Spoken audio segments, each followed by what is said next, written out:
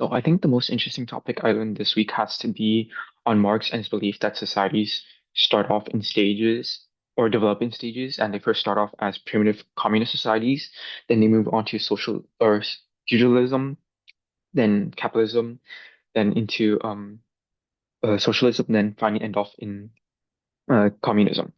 And this is really interesting to me because it would suggest capitalist nations such as the US will eventually develop and move on from the capitalist ideologies into a more socialist ideology.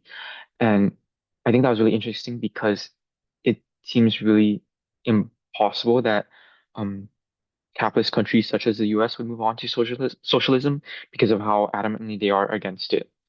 But at the same time, thinking about it, it does seem more and more possible because of events such as Trump's inaugurations, where wealthy billionaire elites were sat towards the front, and some even being sat in front of Trump's own cabinet officials.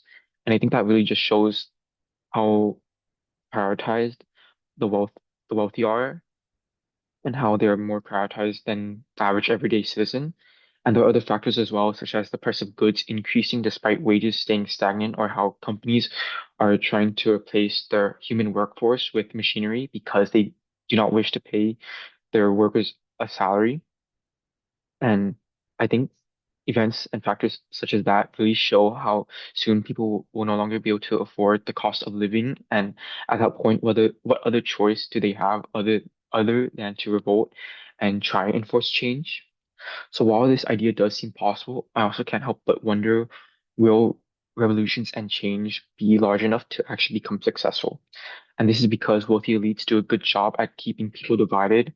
And as long as they maintain that division, there'll always be people who think that as long as they work hard, then they too will become wealthy. I also wonder if we do somehow reach this communist stage, what would stop us from regressing? I believe it is inevitable that humans become greedy and they want more. So at some point, I think that even in a communist society, they too will start to believe that they deserve more and want, and at that point, they will try and do anything to achieve and get more.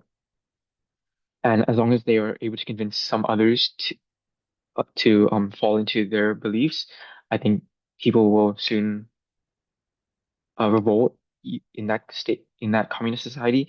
And at that point, do they regress back into a capitalist or feudalist society, or do they move on to a different one?